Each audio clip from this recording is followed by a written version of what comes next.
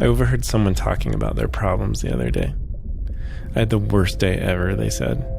First, there was nowhere to park at Whole Foods, and everyone was acting all aggro, so I had to walk like 2 blocks in the rain, and my shoes got soaked. Then my stupid salad was like $12. Then I was in such a rush to get to yoga, I forgot my mat. I had to use some nasty loner mat, and it smelled like balls. I don't know what the big deal is. I love the way balls smell.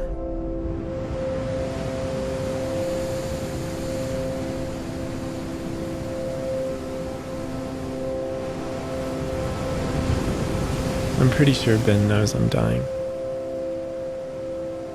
I'm not sure if it's the cancer or something else, but he's been taking me to all the places we used to go to and checking on me a lot. The other day he asked me to let him know when I was ready to go. He said he didn't want me to suffer.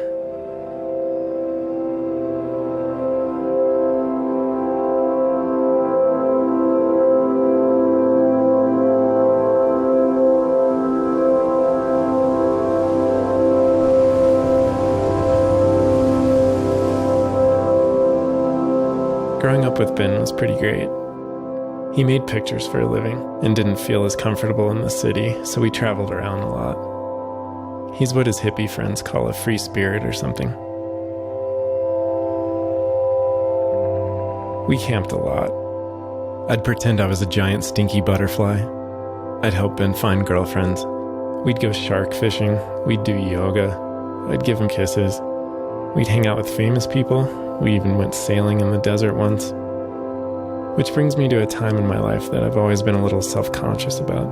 Of course, it's not my fault, but I became so handsome that it was impossible to ignore. When Ben started to notice, I had to start working for a living. Humiliating outfits became pretty standard. If you've ever been told to look cute, you know it's not as easy as it sounds.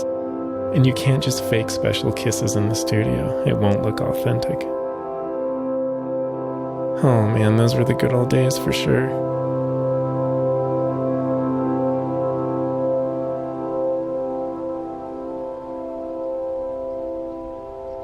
I think most people would have left their old dog at home, but Ben insisted on taking me to all our favorite spots one more time. I think he feels like he can't leave my side right now.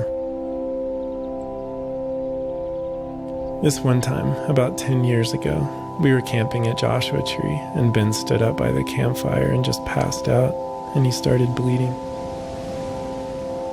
Things changed a lot after that. When I licked him, I could taste the chemicals they were putting in him to kill the cancer, but it just seemed like they were killing him too.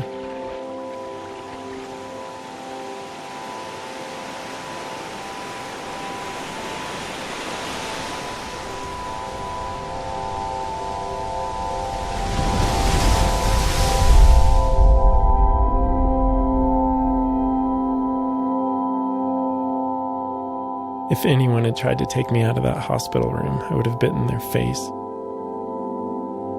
I remember feeling really sad for Ben when he found out he'd have to poop into a plastic bag attached to his stomach for the rest of his life. Mainly because he already had to put all of my poop into plastic bags.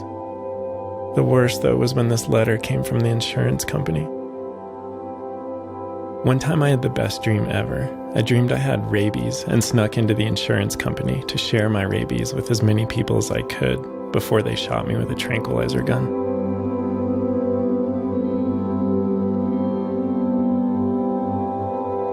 I don't know what I would have done without Ben. I'm so glad his cancer went away. I'd be so scared right now if I was going through this without him.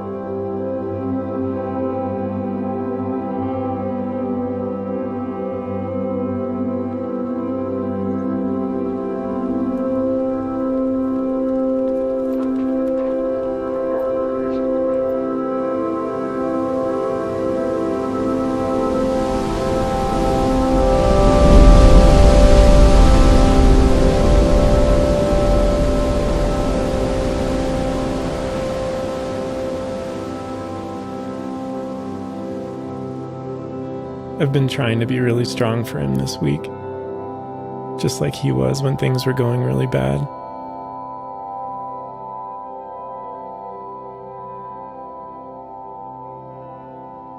My last night was really peaceful.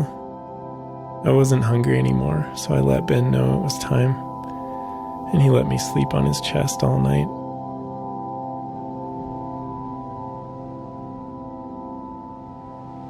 Ben said a raven swooped by while he carried me to the vet's car in the morning. I'm sure his hippie friends had lots to say about that. There was this really smart scientist guy who thought that people could learn a lot from dogs. He said that when someone you love walks through the door, even if it happens 5 times a day, you should go totally insane with joy.